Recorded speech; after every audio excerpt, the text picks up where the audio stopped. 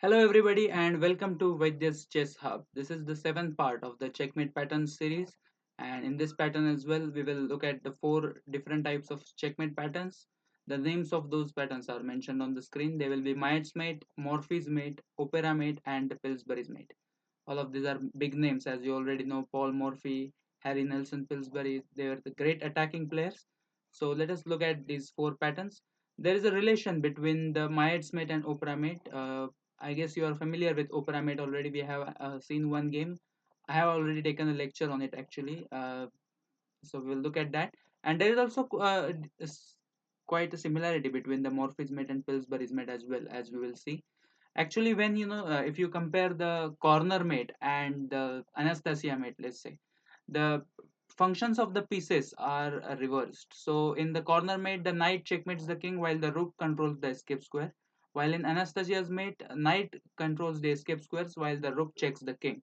So there is a word in chemistry known as the isomers. So we can say that these patterns are kind of isomers of each other. The functions of the pieces are reversed. So in case of Pillsbury's mate and Morpheus mate, we are going to see that case. So let us begin with the Mayet's mate. This is the position on the board, and it is quite simple. White to play and checkmate in two moves. So with the simple two move sequence, we will be able to checkmate the black king with the move rook to e8 first, and after rook takes e8, rook takes e8. This will be checkmate. Now you will already see that this is quite similar to the Opera Mate that you have seen already, the famous game of Paul Morphy. So what is the difference between the Mayet's Mate and Opera Mate? Well, the difference is in the Mayet's Mate, the rook checks the king as well as covers the escape square. But if you observe in case of Opera Mate, the rook checks the king, but the bishop also contributes in covering the escape square. So I have a game actually that will demonstrate the difference between these two. So let us go to that game. Actually, it is one of the game of my brother. So from Lee Chess, I have chosen this game. So let us quickly go through the game. I will actually go through these moves very quickly. It was a Scotch game, and this is a typical idea to play Queen F6 in this line. First, instead of capturing this knight, we first go for Queen F6, attacking the pawn on F2, threatening a checkmate. So White played Queen E2 to defend it, and after D takes C6, Knight C3, Bishop E6, Bishop E3, Bishop B4, Bishop D2.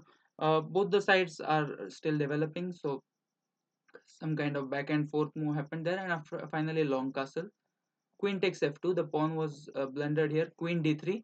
And in this position, if the black player, he probably knew his classic, but he made a huge blunder by playing the move Rook to D8. And now I guess you have seen at least two games in this case. One of them is between Reti and Tartagore, I think, and the other one is by Paul Morphy.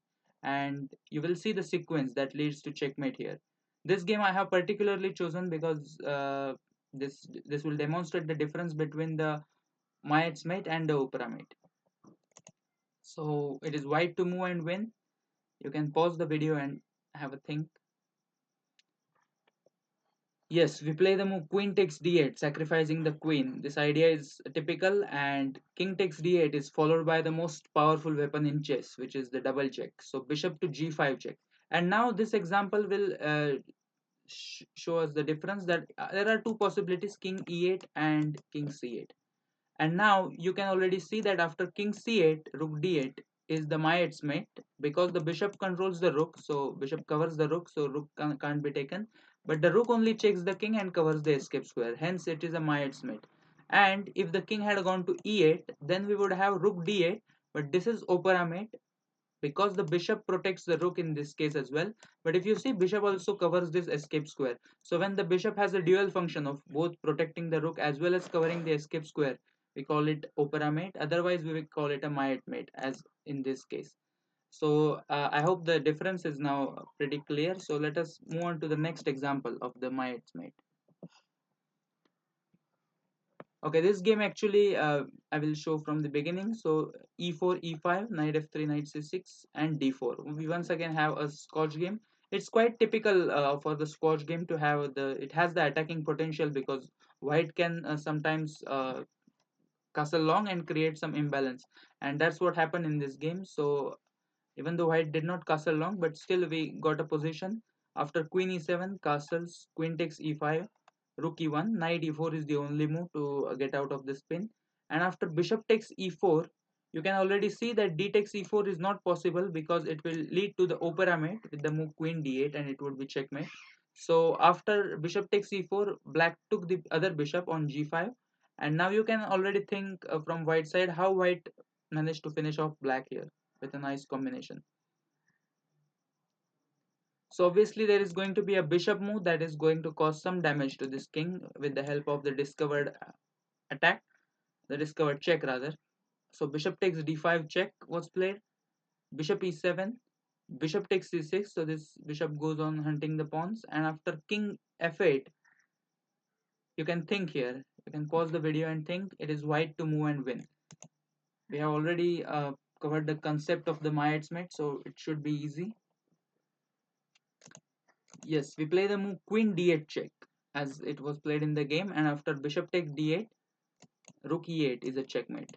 A very nice checkmate. So you can see just in 15 moves, white has managed to checkmate black. So this was a nice game.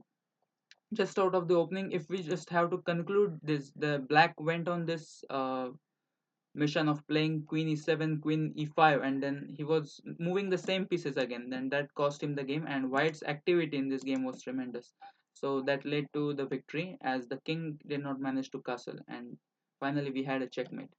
So let us go to the next example of this. Now this is a very well known game that was played by Aaron Nimzovich. Yeah, so we will quickly go through moves as the games are shorter. I will not directly jump to the positions. We can actually go through the games. So e4, e6, d4, d5, French defense, knight c3, knight f6. The classical way, e5 is the traditional way to continue, and after knight d7 to play f4. Um, those of who you play French will know the theory here. But Aaron Nimzovich is a kind of a principled player. He plays by his own principles. He captured on d5. Not really a popular way to play, but at it was played in 1914. So the theory was not developed. So black plays c5 in order to challenge the white center. Knight takes d5, queen takes d5, bishop e3. And now you can see that after these exchanges, white has not really managed to ask any questions to black setup. Black looks like black is pretty comfortable. He's ready to get his bishop out and castle. So he plays a6. Maybe he was worried about this knight b5 jump. So bishop e2 was played. And now a typical principle, as Nimzovich has said in his own books couple of times, that pawn grabbing in the opening is bad. But black went for this pawn, but after bishop f3, he has to move the queen again, and you can see these bishops are already looking nice here. And it's the question whether black king manages to castle or not. If he manages to castle, then he might get out of all this attack. So queen d2 was played. Making the intentions clear that white is going to castle long. Obviously, after opening up the g file, he no longer wants to castle king side. So e5 was played. Again, black should have really focused on developing this bishop and castling. Black doesn't really have any rights to refute the white setup here. So he went for e5 and Nimzovich castled simply. Again, the same principle that if your king is not castled, then usually the attack will be powerful. So Nimzovich just sacrificed this knight without thinking a lot, and after ed4, bishop d4, he just hoping his all the play on the activity of his pieces, as the black king has not yet castled. The king in the center will is definitely going to suffer. And now this was really a high time. He should have really played the move bishop e7 and done something about it, but he went for knight c6. And now I will again give you time to find out the move that Nimzovich played here. It's really a wonderful move. You can see white's forces are already lined up here. Two bishops, queen and rook, and this rook is just one move away, and it can also come with check. So if we see black wants to play bishop e7 against almost any move that white plays. Black wants to play bishop e7 and get castle, and that's why he delayed this bishop e7 move. That black thought that he has actually time to play knight c6 instead of playing bishop e7. So after knight c6, black is saying that if you play rook e1 check, I'm probably going to play bishop e7, and nobody is going to stop me from castling on the next move. That is what black's intention was, and still it's a bit risky, but this knight c6 might help us to swap this bishop at right time.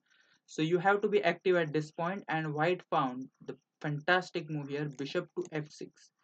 Now this move essentially kills the aim of black developing his bishop to e7, and creates a quite obvious threat of queen d8 check, leading to the Oprah Mate.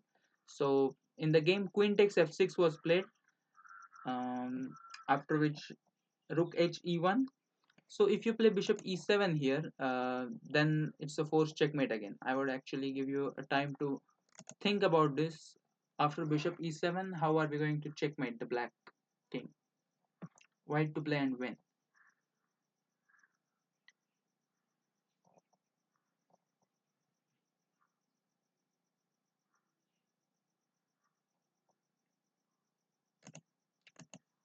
So first, this d8 square is guarded twice by the bishop as well as the knight.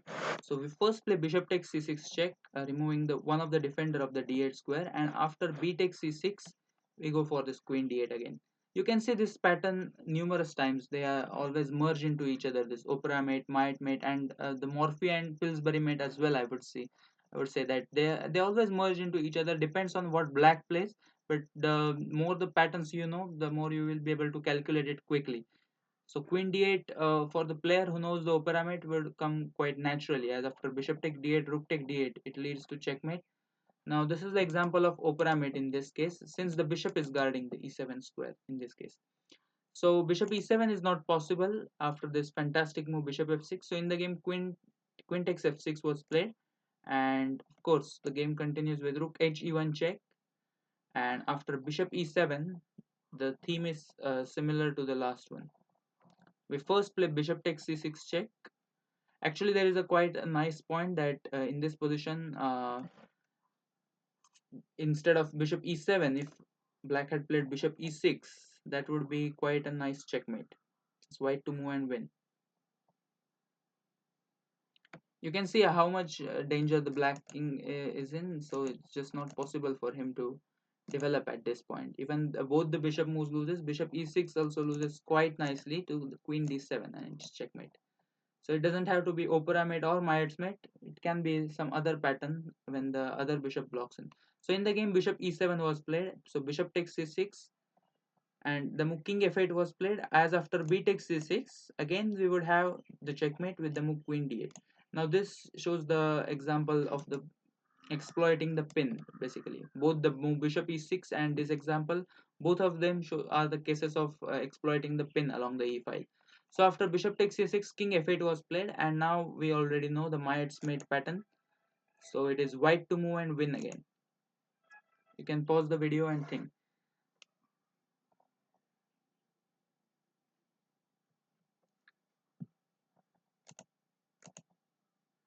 So white plays here the move queen d8 check again. You can see that the bishop and rook are looking at this square. So we just have to move this bishop away, and after queen d8 check, he has to take this, and after rook e8, it was a very nice checkmate. Again, the game just lasted 18 moves. This is actually the wonderful demonstration of the, the when the black does not follow the principle, he went on the pawn grabbing. If we just go through this once again very quickly, this move, bishop e2, was a classy move by Nimzowitsch, allowing this queen take g2, and after bishop f3, these bishops usually when they are like this sitting on e3 d3 in Petrov, as you know, they are quite a nice attacking units, and this queen d2 and then this long castle was actually a fantastic move. And this importance of playing this move bishop f6 is quite important here, because if black gets in bishop e7 and castle and manages to swap off this knight for this bishop, then white will be just basically a piece down in this position, as he has sacrificed one piece. But this bishop f6 shows the importance of timing, that how you should stop your opponent from developing. And this is a classy move that was played, and after queen f6, then he had already seen that now the attack is finally unstoppable because of all these checkmates when the because of the pin along the e file that are possible. The king f8 was played, but the king doesn't run away anyways. Bishop d8, rook e8 led to the checkmate. So this was the wonderful game by Aaron Nimzovich. Now let us go to the puzzle. So quickly going through the opening of the puzzles as well. So this was the Evans Gambit, another favorite move by many of the top players like Adolf Anderson from the past has played it. Paul Morphy has played it. A lot of players have played it. This is a typical idea to play Queen B3 here, and then E5, knight E5, knight E5, Queen E5, King D1. Again threatening Rook E1, pinning the Queen, and Queen H5 check was played. Bishop E2, Queen G6, Rook E1, King D8. So you can see again the king has stayed in the center. Although white king is also in the center, white has the development advantage here over black. So bishop A3, another typical diagonal for the bishop in the Evans gambit. D6 was played to block out that bishop. Queen B5, and here black thought that he should exchange the queens here instead of playing this move bishop B6, which would have also led to checkmate. But Queen F5, played the move Queen F5, and now this is the puzzle for you. It is white to move and win, and the answer of this one you will type in the chat, that is in the comment section. And as I have already said that try to put all the answers in one comment, it would be easier to read. Okay, so we have covered the Mayet's mate. Now let us go on to the next checkmate pattern, that is going to be the Morpheus mate. So this pattern is really nice. I enjoyed going through the games when I looked at this pattern. So the role of the pieces is now reversed. Now in this case, the rook is going to control the escape squares for this king, and the bishop is going to check the king. So this is the basic position of the Morpheus mate, and you will see that in the Pillsbury mate, the role is exactly reversed. So the bishop is going to cover the escape squares, and the rook is going to check the king. So in this case, bishop d4 would lead to a checkmate, and this is known as the Morpheus mate, when the king in the corner is checked by the bishop and the escape squares are covered by the white rook. And this pattern is actually quite nice and forcing, as we will see some of the examples based on this pattern. So let us go to the first example. Now, actually, like 2 to 3 years ago, I used to think that if a player is able to calculate well, then he does not really need to study the checkmate patterns. This was my, belief. But when I looked at this game totally changed my conception, because this game clearly shows the power of checkmate patterns, and the attack that white created was just fantastic in this game. So we will actually go through this game. Uh, Knight f3 d5 was played. I actually want to get to the position, but we will still discuss some of the opening moves. E3, you can see white is maybe going to play some kind of Cole Zuckertort system here with his pawns on d4, e3, maybe b3 or c3, that depends. So let's see what happened in the game.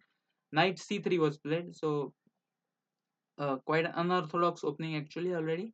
This game was played in 1887, so we can't expect really the mainline theory. So so far black is actually playing well. There is no problem. Bishop d6 was played, and now white went for this move g4, a typical move in such structures. Bishop takes e5, g takes f5, bishop d6, dc5, bishop c5. Because of this pin, he had to take with the bishop. b4 was played, getting his bishop to this diagonal quickly. After bishop d6, bishop b2, rook c8, queen d4 was played, and now short castle. And now already after the opening, you will see the Morpheus mate coming into the picture quite nicely. White played the move bishop takes d7, and although it looks scary to open up this diagonal towards the king, knight takes d7 is actually the best move in the position. It looks extremely scary if white gets in somehow long castles and puts his rook on g1 and tries to push the h pawn. But black has some kind of e5 or bishop e5, and he can hold on to this attack. But in the game, after bishop takes d7, queen takes d7 was played, and from here the attacking sequence that was played is just fantastic, and that really impressed me quite a lot. White played the fantastic. I will actually ask you to find this white to move and win, so you can try to find out the winning sequence here. It's quite beautiful.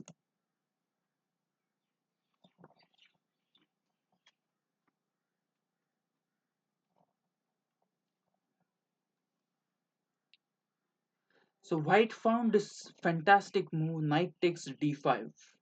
Now exploiting this spin along this diagonal, that this knight can't be taken with the knight, and if e takes d5, now this move really shows the importance of checkmate patterns. We play the fantastic queen takes f6, just sacrificing our queen. The point is that we are threatening queen g7 checkmate, and the only way to stop it is by taking with the g pawn, but it leads to checkmate with the Morpheus Mate with the move rook to g1 check, king goes into the corner only move, and bishop takes f6. And the whole game is entirely based on this Morpheus Mate concept. And actually this game again made me change my mind that actually checkmate patterns are quite useful, and hence I decided to go through all of the patterns like 2 years ago. But before that, I used to believe that this checkmate patterns, those are just the names given to some of the patterns. But this game shows actually the power of learning the pattern. Like this example is so forceful that after knight takes d5, actually white gets the winning position. So in the game, knight e8 was played, and again this next move is just absolute stunner. Knight f6, again going for the fork, checking the king as well as attacking the queen. So this has to be taken. If knight takes, you already know what we are going to do. Nothing has changed. We are just going to play queen takes f6 again, and again queen takes g7. You can see the beauty of this position, that white is just quietly threatening the checkmate on g7 square, and black can literally do nothing about it. He's just losing here because of this powerful checkmate pattern. So this knight f6 is also spectacular move. Actually, the this square is protected twice by black pieces, but none of them is actually helpful here. So gf6 was played in the game, rook g1, king h8, and now a fantastic finish. Queen takes f6, knight takes f6, and bishop takes f6, checkmate. As we call it a Morpheus Mate, when the bishop checks the king and the rook controls the escape square. So this was the wonderful game in the Morpheus Mate. Let us go to this next popular example, that the game between Robert James Fisher and Ruben Fine, also based on the Morpheus Mate. So e4, e5, knight f3, e4. You already know, Bobby Fischer has said it, that best by test. So no surprises that he goes for it. And b4, one of the favorites of all the attacking players, the Evans Gambit. Some players say that it is better than King's Gambit, a more solid option. We have already seen it, Gary Kasparov using it against Vishwanathan Anand to win in one of the games. So when these two guys play it, it's definitely some serious opening. So bishop take b4, c3, bishop a5, which is the main line theory here. Bishop c5 and bishop e7 are kind of inferior moves, but bishop a5 is the main line. The idea is after d4, ed4, black stops this cd4 recapture because of this pin. But white is anyways not intending to capture it immediately. White first goes on the development, d takes c3. This pawn, as you all know, this pawn is not really anything serious for white side. We often sacrifice it in the Danish gambit as well, and we even allow c takes b2 in some kind of Danish gambit as well. So this pawn is not really a strong pass pawn or anything like that. White just goes on development, queen b3, queen e7, and again this pawn is also, we are not worried about it because rook e1 will pin the queen if black takes it. So finally white decides to capture this pawn because he also wants to use this diagonal later on for his bishop. So knight takes c3, knight f6, knight d5, immediately seizing the chance to attack the two things. And if he gets an ed5, that would be great. So knight takes d5, e takes d5 was played. Always good to destabilize this knight with our center pawn. So you can already see that white has the advantage in the center here because of his pieces. A typical position for any Danish gambit or Goring gambit or any Scotch gambit player, you can say that after knight take e5, queen take e5, bishop b2, and white just, now this is a typical position for the Danish gambit. I will say that when the white sacrifices this two pawn, this is quite typical, and white hopes to get advantage with his lovely bishops and the queen.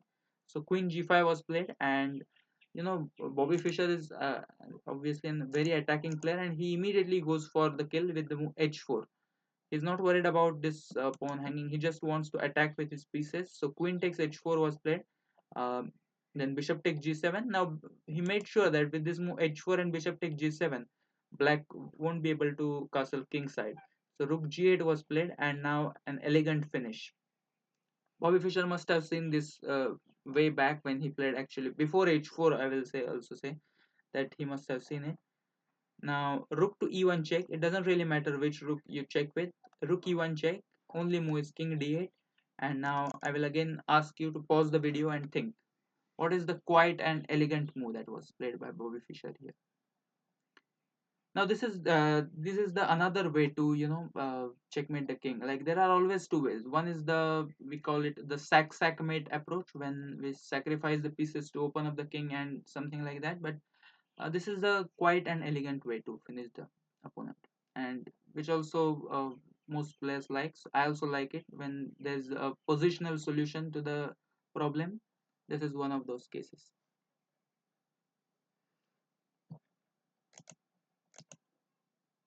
So white just played the quiet move, queen to g3, and black resigned the game, since it's pretty clear that we are attacking the queen first of all, and this queen has no any dark square that it can go to. And after queen take g3, we are of course not intending to recapture the queen, but we have the Morpheus Mate with the move bishop to f6. Um, and you can see that the king is again stuck in the corner because of his own pawns. Again, a typical example for the lack of development that black had in this game. So white just managed to get the huge initiative, as he usually gets in this e4 e5 gambit positions. And after this quiet and elegant move queen g3, there is literally no any defense that after rook takes g7, for example, queen takes h4, sorry, queen takes h4 would lead to checkmate. After f6, queen takes f6, and there are no variations here. After rook e1 check, black does not really have any way to defend this. He can take this one of the rook, but the next rook comes into the picture, and he still can't go to f8 because of this bishop can't go to. Actually, he might have to sacrifice the queen here, and then white will of course win this position. After rook takes e7, it will also lead to checkmate. After something like king e7, queen e3, I guess is the quickest way. Again, king d8 would run into the Morpheus Mate, and if he goes to d6, it should be also mate. There's no doubt about that. I think something like bishop e5 is probably the quickest way to checkmate, and the two bishops and the queen will just go on destroying the king here. So I will let you that figure that one out, that how you will checkmate the black king, but it is very trivial that the black is losing here.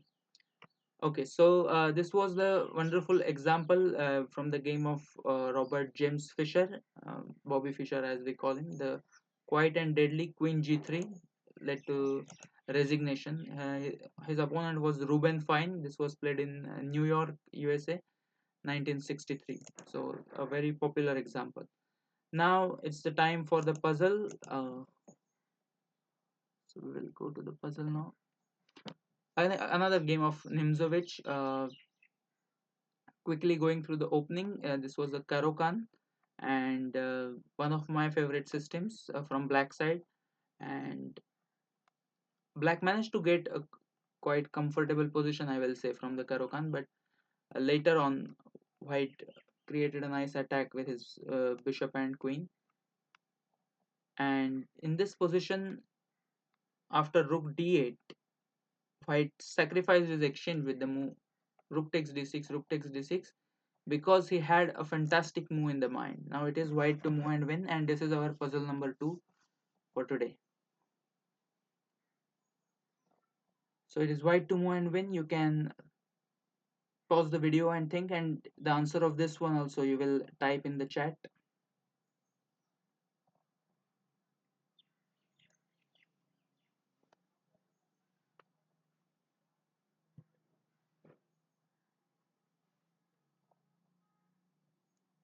Okay, so we are moving now to the next pattern, the Oprah Mate.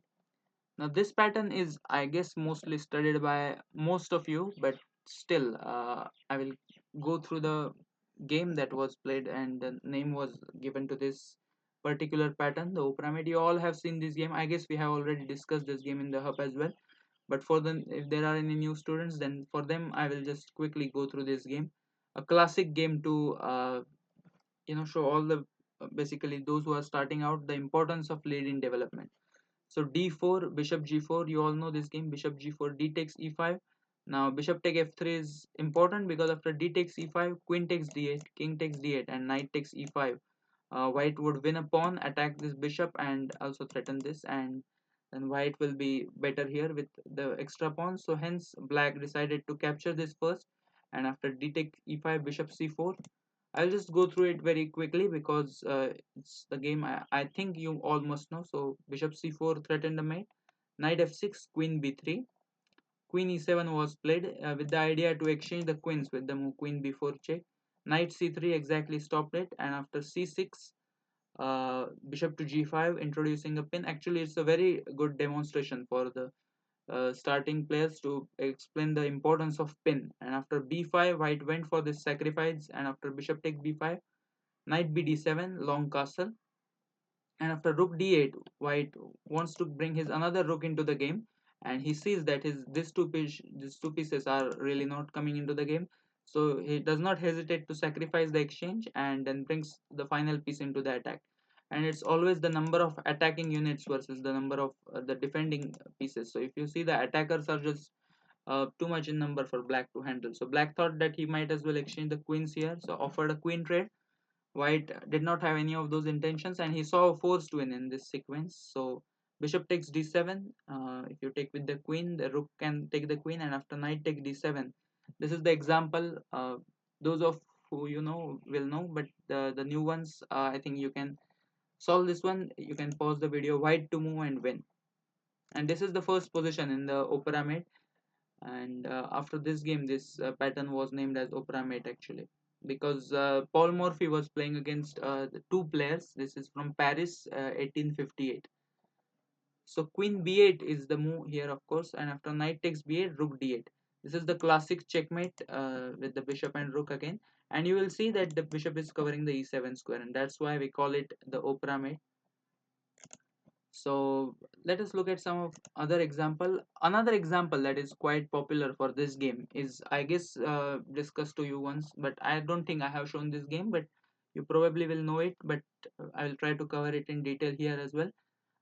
In the Karokan, it was played knight c3, d5, d4, d take e4, knight take e4, knight f6.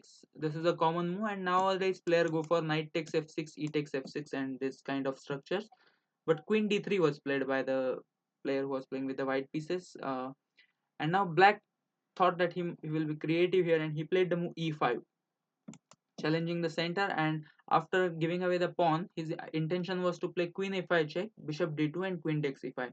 But another typical mistake that is done, that to bring the queen early out in the game and go on pawn hunting. So white simply castled here, not worrying about his knight on e4, as after queen takes e4, rook e1 would lead to the white victory, because white will win the queen here because of the pin. And knight e4, as played in the game, leads to quite a famous checkmate.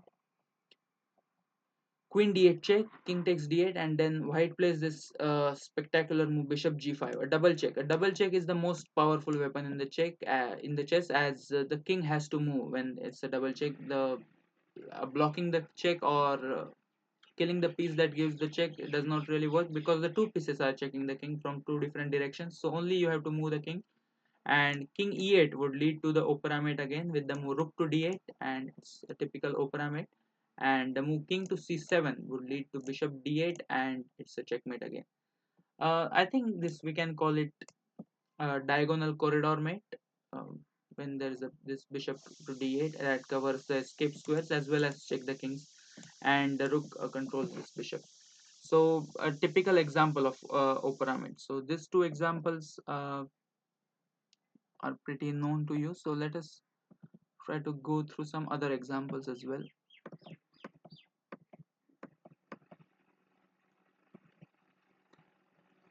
Um,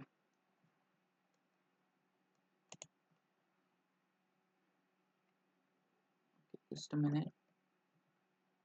Yeah, so we'll go through this game quickly, and we'll see it from black's perspective.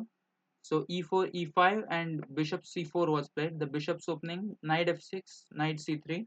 Now, those of who you know, this move order is played typically by the players who want to avoid the Petrov defense. If white plays the move knight f3, if they want to avoid the Petrov defense, they often go for bishop c4. and after knight f6 they eventually go d3 and knight f3, and they force their opponent into the Italian game. But in this game white had different intentions. He played the knight c3, and we will see the Evans gambit reversed in this case. Black played this move b5, sacrificing the pawn, and after bishop takes b5 he played bishop c5. d3, c6 was played, gaining a tempo over this bishop. Bishop to c4 and queen b6. It's almost identical to the Evans gambit. The ideas are at least quite similar. Queen e2, d5, getting the complete control over the center, and after ed5 goes for in castling. We all know that queen e5 would lead to rook e8 and the queen will be lost. So knight e4 was played. The pieces were exchanged.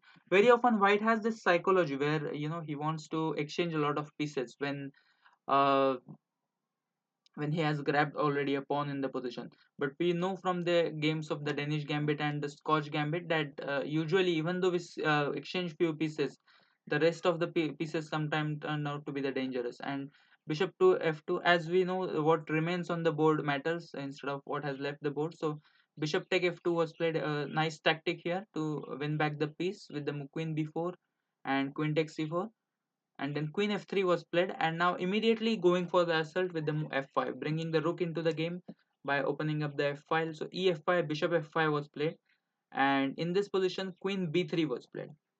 And I will again ask you to find a solution. This is not actually the puzzle from the for the Oprah Mate, but this was another demonstration position, and it is also based on the Oprah Mate. So I will ask you to pause the video and try to find out the solution here. What would you do here from black side?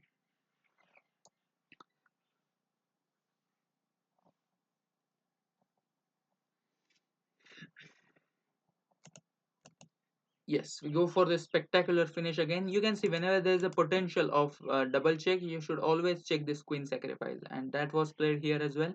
After queen f1 check, it's has to be taken, and after that we play the bishop d3, a double check, and the king has only one square, and then rook f1 is again the very nice Opera Mate where this bishop is controlling this e2 square and as well as the rook. So this is Opera Mate again. So this is again a quite a beautiful pattern and a quite well known actually. You might get it in your games as well. Like some of the patterns they occur very often in your games, and some we don't get them very often. Like the corner mate, I don't think we get it that often. But opera mate and this other mates, like for instance, the back rank mate is quite common, and the other examples like the Pillsbury mate is also very common, I think, as we will see. Yeah, so this is another typical patterns. Now let us go to the puzzle for this particular pattern. So this is a game of William Steinitz, and I will pause at this position. It is white to play and win. So this is our third position for the day. The answer for which you are going to type in the comment section. Try to put all the answer as I have said already. Try to put all the answers in the comment section so that it would be easy to check at least one of the answers, and you can check with that. I will comment on one of the answers whether it's correct or not, or if there are any corrections, and you can refer to that answer and just check. Okay, so this is the third position based on the Opera Mate. So let us go to the final pattern for the today, that is the Pillsbury Mate, named after the great player Harry Nelson Pillsbury, a great attacking player by the way, whose game you have to check. If you are an attacking player, you must check his games. There is also a typical attack known as the Pillsbury Attack. You can also try to search and try to put in comment. This can be another additional homework for you. If you check what do we call a Pillsbury Attack, whether it's opening or an attacking idea, I know it, but I want you guys to also check it. That what is exactly the Pillsbury Attack? It occurs in one of the openings. You can try to go through it, and it is very very powerful method of attacking. So this is the Pillsbury's mate, very similar to the Morpheus mate, as I have said. I have used the word isomer, so the roles of the pieces are reversed. So in this case, the bishop is covering this escape squares. When this bishop is on b2, we call it a sniper. So we very often have this bishop that goes along this diagonal and covers the escape square, and we just need to check the king, and we do that by playing the move rook g1. And this is the Pillsbury's mate checkmate pattern, when this bishop covers these two squares and rook checks the king. This is just a simple position to show you what does the Pillsbury mate look like. And now let us go through the beautiful examples of this particular thing. So this case will actually demonstrate to you the attacking idea that is employed while checkmating with the Pillsbury Mate. Now this is very important. Now white starts with rook takes g7. There is no surprise about it. But after king h8, he has to really find the accurate move here to finish off his opponent. Because if he is tempted by capturing this queen, like if he goes for, let's say, rook takes f7, and after king g8, if he goes for this winning this queen, then the position that I have set up is such that white is already winning here. But in many cases, this is not really required. In this position there is a concrete solution that leads to the victory of white, and that leads to checkmate. So you should find it, and this is the idea to remember as well. Again, the theme is the same, I guess. Double check is the most powerful weapon, and you should use it even though you are losing one of the piece. I will say that. And in this position, instead of going for the queen, what you should do is you should sacrifice your rook by playing the move rook to g8 check. Now it's a double check again, so only way to get out of check is to capture this rook. And now you can see that we just need the two pieces in checkmate: the bishop, that is, we call it a sniper, that is controlling these two squares, and we just need a rook check to finish off the game. So this is important attacking idea to remember, that after rook takes g7, king h8, try to see if you have other heavy piece that can join in action, and if there is another heavy piece like a rook or queen that can come on g5 later on, so that rook g8 has to be played here. That is the quickest way. Rook takes g8 is not possible because the bishop is also checking the king, and after king takes g8 you would have the Pillsbury Mate. Very often you might miss such details because you would thought that we have already won the pawn on the 7th rank once. Now we don't want to give up a rook as well. But if you have another piece that can join in on the g file, then you should sacrifice the rook and get this checkmate. So this is a typical example. And now I would actually go through the game that was well played by Pillsbury. So this attacking player, we will go through his game. It's a fantastic game. So d4, d5, c4, queen's gambit, and e6, which is the queen's gambit decline. After knight c3, knight f6, bishop g5, knight bd7. So bishop e7 is the main move here, but knight bd7 also exists. After e3, bishop e7, we are anyway transposed into this line. After cd5, ed5, bishop to b5 was played. A typical idea to sometimes this knight reroutes to g6. So very often white puts his bishop first, and if black decides to challenge, then he sometimes comes back. So bishop to b7, knight e5, castle, and bishop to c6. This knight usually goes to e4 with the support of this bishop. So white, sorry, this bishop. So white here goes for the exchange. Rook b8 was played, bishop takes b7, rook takes b7. Now this rook is bit misplaced, and we will see later in the game how this is very important, that this rook is misplaced, and white used that successfully to build up the attack. So knight c6, queen e8, knight takes e7, queen takes e7, and knight takes d5. So with this help of this pin, white has managed to get a very minimum out of the position, which is just a pawn. But you can see how things went pretty badly very quickly for black in this game. So he black played the move queen e4. He probably had anticipated this move, uh, attacking the knight as well as the pawn. So knight takes f6 was played, and now g takes f6. Now his idea is quite simple, that he is saying that the white king is here kind of stuck in the center, and he might as well use his g file to attack here. So he goes for that, and after g takes f6, bishop h6, attacking the rook, he plays the move queen takes g2. And in this position, Harry Nelson Pillsbury found the absolutely beautiful move to finish off the game. Just one move and black resigned. Now this again shows the power of checkmate patterns. So it is white to move and win.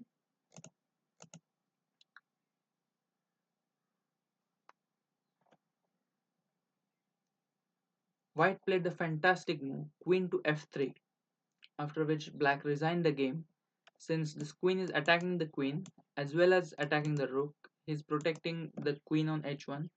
And if you take the queen, then we have rook to g1 check, king h8, bishop to g7 check, king g8, and now we put this bishop where we need it. Bishop takes f6 check again, and none of black piece can actually join the defense. You can sack the queen, but then also it's checkmate. And this is the once again this is the Pillsbury Mate, and this game actually after this game only the this checkmate pattern has been named as the Pillsbury's Mate, because this was the game of the Pillsbury playing with the white pieces. This move is absolutely fantastic, this queen f3, just putting the queen on a square where it can be taken, but just because of this bishop and rook the checkmate is possible, and there's no way black is going to stop this checkmate. So after queen f3 actually black resigned this game. So a very nice attacking display by Pillsbury here. So let us go to the, maybe we have a puzzle now already. Yeah, so we are at the puzzle now. So this is the game of Adolf Anderson. um, I would actually go through the game to just give you the feel for this attacking game. So again, Evans Gambit, you will see a lot of games played by Adolf Anderson in the Evans Gambit. d4, white goes for the complete center, and after bishop b6, d5, knight a5, bishop b2. Using a little tactic that knight c4, then there is bishop takes g7, winning this rook on h8. So knight f6 was played, and finally he protected his bishop. Bishop d3, bishop g4, knight c3.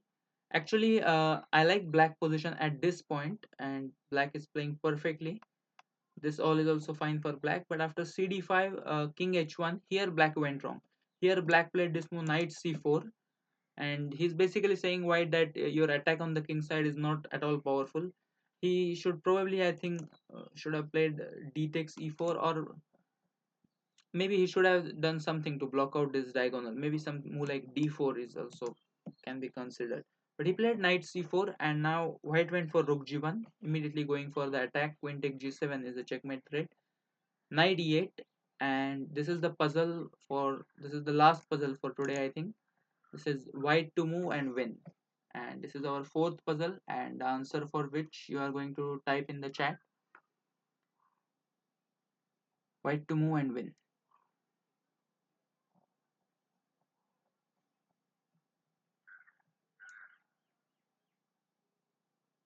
So yeah, I think that's it for today. We have covered the four very important patterns: Mayet's Mate, Morpheus Mate, Oprah Mate, and Pillsbury's Mate. Just to revise it once, Mayet's Mate and Oprah Mate, they are quite similar. Only the slight difference is that the bishop covers the escape square in case of Oprah Mate, and in case of Mayet's Mate, the bishop does not cover the escape square. But both the patterns actually involve the bishop and rook checkmating the king.